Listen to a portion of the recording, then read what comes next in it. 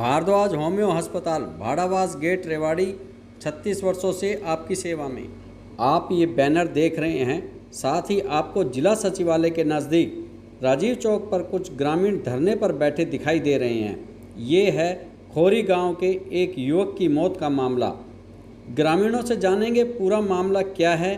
वे चिकित्सक नीलकमल भी कई बार मीडिया को अपनी सफाई दे चुके हैं, मगर अभी तक भी ये ग्रामीण धरने पर बैठे हैं। क्यों?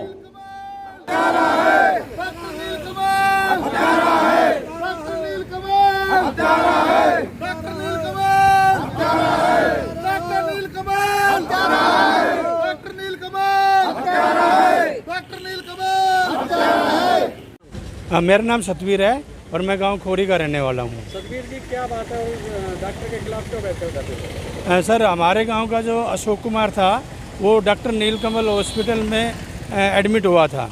वहां पे डॉक्टर साहब ने पथरी का उसका इलाज किया था और उसमें जो उसके पथरी का ऑपरेशन किया गया था, जो ऑपरेशन सक्सेस नहीं हुआ और सक्सेस नहीं होने के कारण डॉक्टर ने उसको और दवाइयाँ दे के और उनको वहीं की वहीं उस काम को रोक दिया और उसके बाद में डॉक्टर वहाँ से चला गया। जब उसके पथरी टूट गई थी, इस वजह से उसको बार बार पेन ज़्यादा हो रहा था और वो बहुत ज़्यादा परेशान हो रहा था। तो उस समय उसका जो बड़ा भाई था मुकेश कुमार, वो वहीं पे मौजूद था। उसने बार बार रिक्वेस्ट करी कि भी डॉक्टर साहब को बुलाओ और मेरे भाई को बहुत ज़्यादा तकलीफ़ हो रही है, ये बहुत बुरी तरह से तड़फ रहा है। तो उन्होंने क्या किया, उसके भाई की कोई बात नहीं सुनी और उसको आईसीयू से बाहर कर दिया और उसके हाथ पैर बांध दिए और हाथ पैर बांध के और बोला कि ठीक है, हमने इसको दवाई दे दी है, ये ठीक हो जाएगा। परंतु वो वैसे ही तड़फता रहा और डॉक्टर वहाँ पे नहीं आया।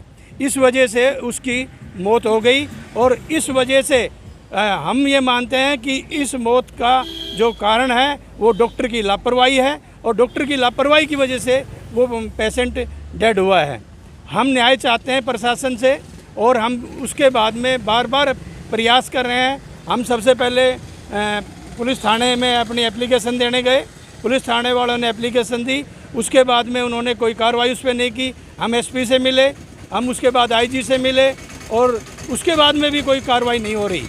फिर उसके बाद में हमने कल अनिल विज जी को ज्ञापन दिया है कि भाई हमारे साथ अन्याय हो रहा है और ये जो मृत अशोक कुमार है, इसके जो घटना हुई है उसके खिलाफ डॉक्टर के एफआईआर दर्ज होनी चाहिए।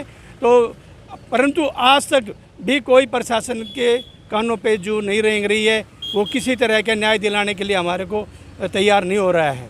तो हम तो आपसे भी, प्रशासन से भी और जो लोग सुन रहे हैं उनसे भी ये कहते हैं कि भाई ये उसको अशोक कुमार की जो मृत्यु हुई है, उस पीड़ित परिवार को न्याय मिलना चाहिए, न्याय दिया जाए। कितने दिन से धरने पर?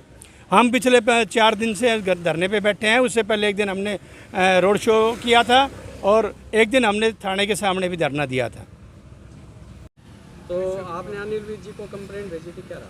हाँ, उसके लिए जी हमने कल ज्ञापन दिया है। यहाँ पे डीडीपीओ रेवाड़ी ने वो ज्ञापन लिया था और वो अनिल विज जी के पास मार करके भेज दिया है।